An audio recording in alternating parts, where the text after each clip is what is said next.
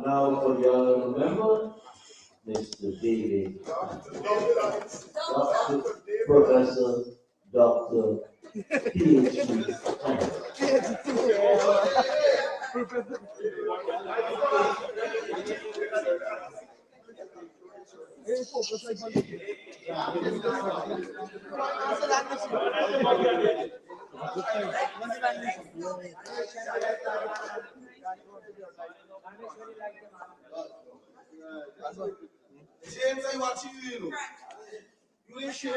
Mr. Speaker, I rise to make my contribution to Budget 2026. I want to start by reminding this House that Dr. Cheney Jaden attended Queen's College. He benefited from an education at Queen's College. But in his book, The Western Trial, he castigated the education and the experience at Queen's College.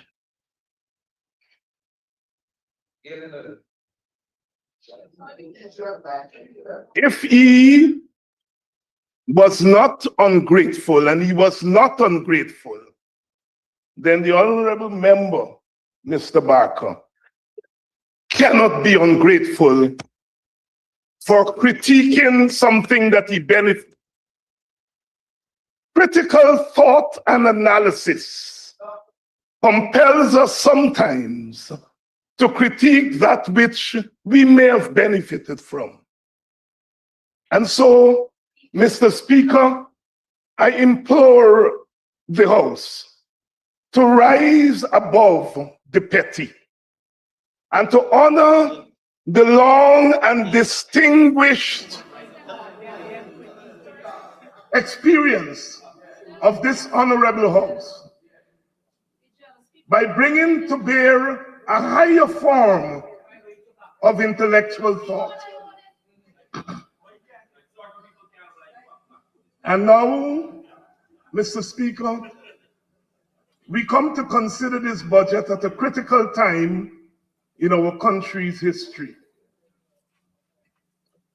We are transitioning from a post-colonial society, a post-colonial economy, to an oil economy. And that brings with it challenges, not of our making, structural challenges. It brings with it contradictions that we must consider when we are governing and when we are in the process of making policy. This budget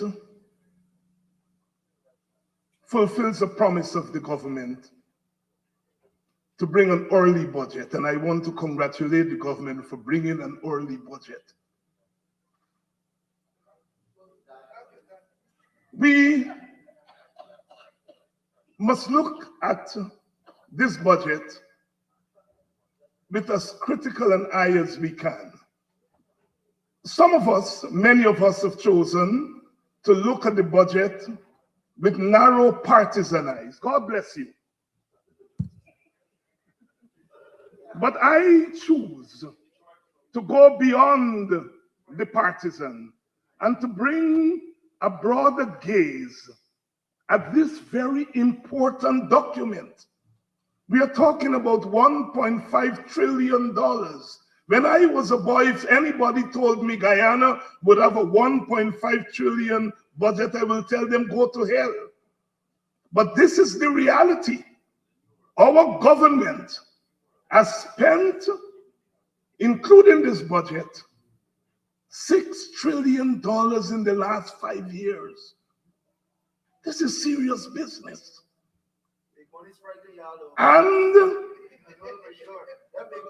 I come here not to cast down the government. I come here to perform the duty of a member of this assembly. Oversight, representation, bringing to this assembly the voices of the people to resonate here. That's all right. I am not reading.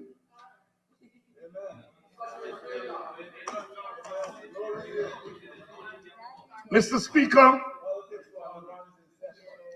I want to look at this budget based on its own theme, putting people first. And I think the government is genuine, except that the honorable member did not define people. We are a plural society. Are we talking about social classes?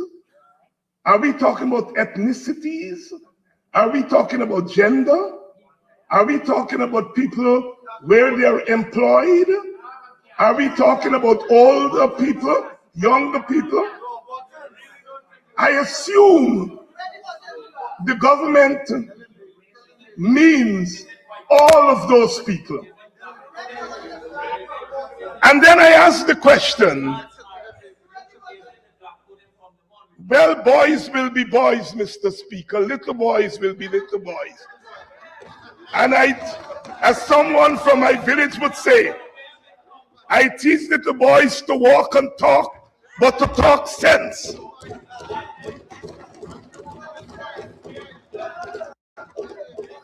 Mr. Speaker, why put people first? If you're putting people first, then you're putting something second, and something third, and something fourth. Are we putting infrastructure second?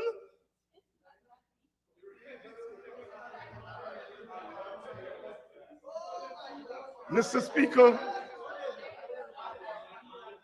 I want to frame the rest of my comments. Yes. I want to frame the rest of my comments using the words of our national poet, Martin Carter. In 1953, when a government bearing the name of the party on the governing side formed the government and attempted to put people first, the British landed troops in our country and overthrew that government. And Martin Carter was there. And he wrote a series of poems called the Poems of Resistance. Maybe some of us may not know, but I know that one member on that side knows of the Poems of Resistance, Honorable Gail Teixeira, who was one of my mentors in linking history and politics to literature.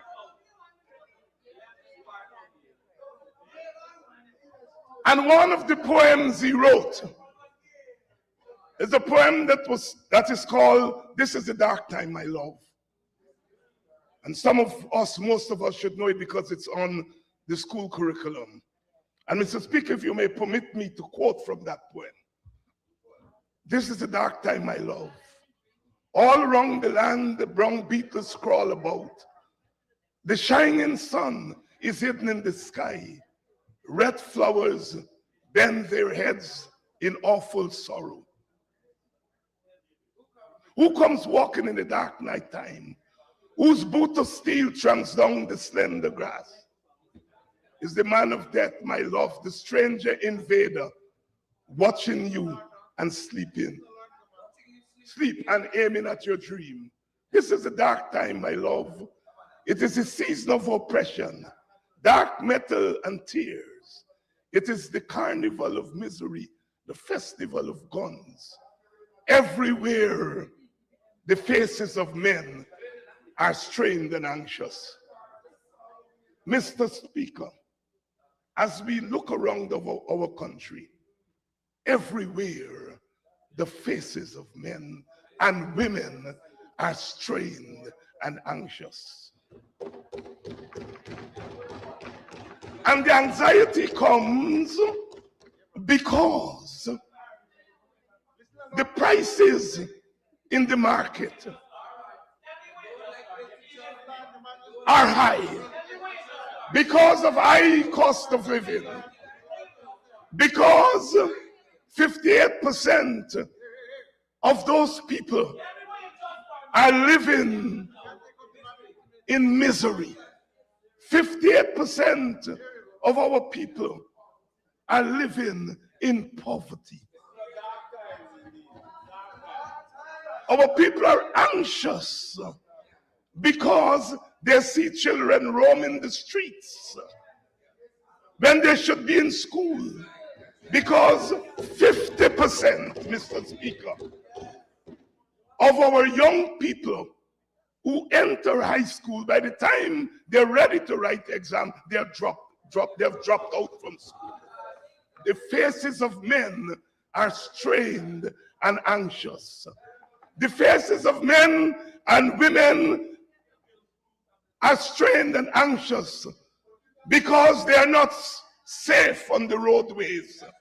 They are being killed by reckless drivers. They are being killed by reckless drivers. Everywhere the faces of men are strained and anxious because Venezuela is at our door and could march over our borders anytime. Anytime.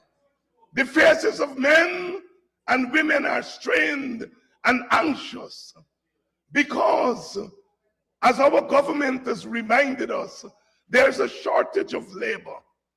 Not because we have an overflow of labor, but because labor is leaving our land because it is not being paid adequately.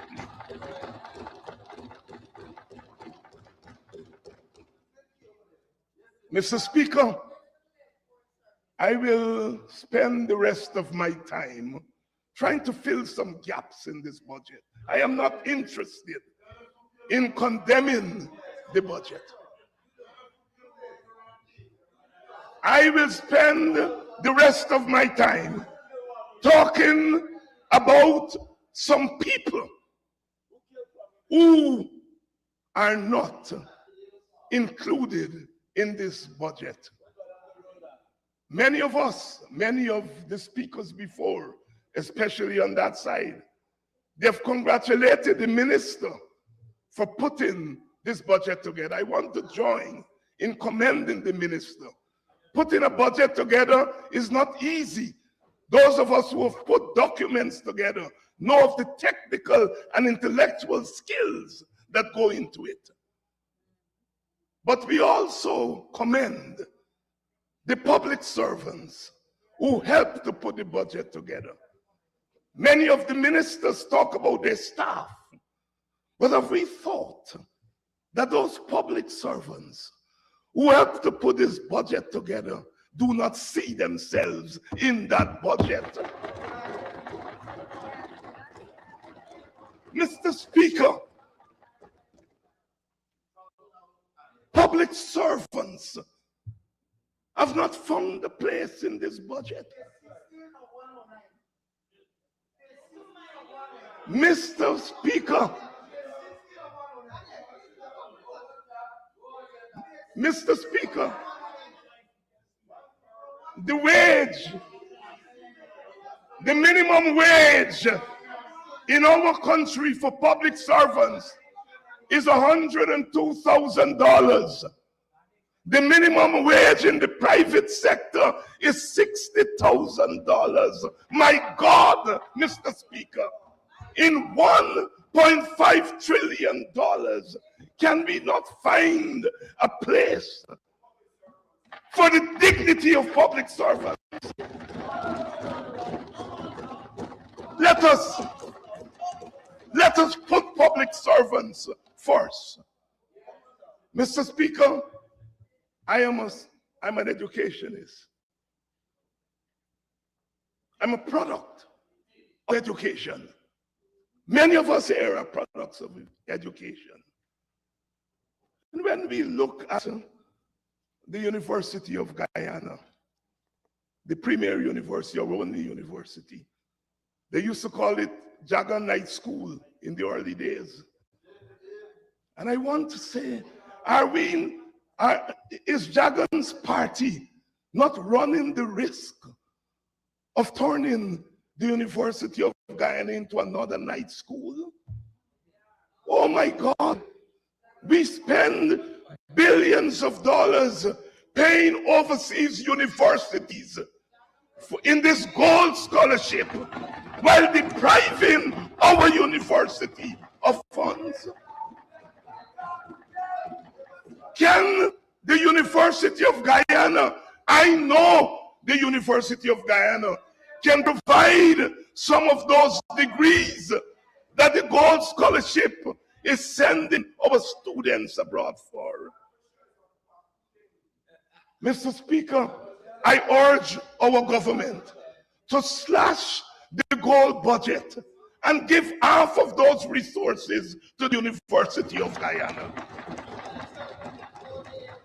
Honorable Member, your extra 5 minutes starts now. Mr. Speaker, this government, Mr. Speaker, you can't give me 10 minutes more. I'm handcuffed by the whips. Madam Whip, can you not give me 10 minutes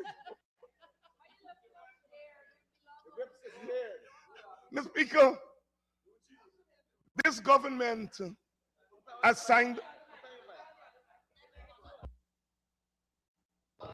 There we go. I turn it. Here we go. Mr. Speaker, this government has signed on to CARICOM Reparations Initiative. It has also signed on to the United Nations International Decade of the People of African Descent. And they did so because they recognize that there are special needs of African Guyanese. African Guyanese toiled in this country, and the experts have said that they're owed $131 trillion for unpaid wages for over 200 years of slavery. And in our budget of $1.5 trillion, nowhere could we have found a place to put some resources towards reparations. I marvel at my Amerindian brothers and sisters arguing across the aisle. They're not arguing about whether there are funds for Amerindians. They're arguing about how much funds there are for Amerindians. What about Africans? Can we not put African Guyanese first too? Mr. Speaker, at a minimum,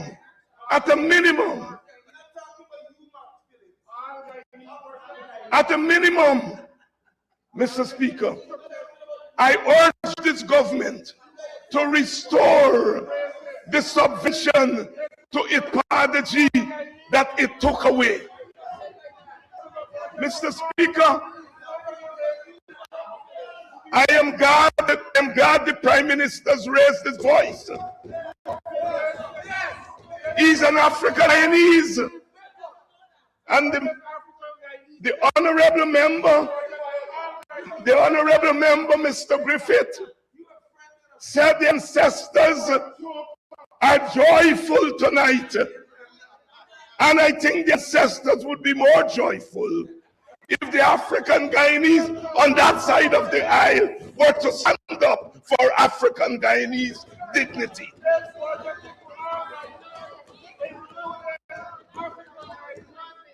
Mr. Speaker, Mr. Speaker,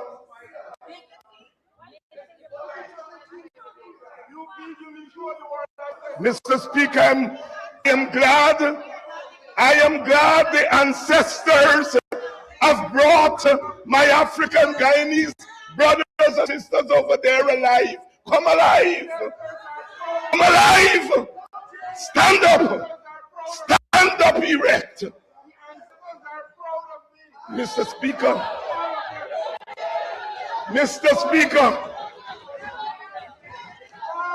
towards the end,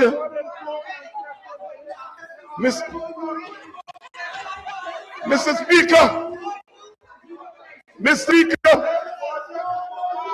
in our presentation,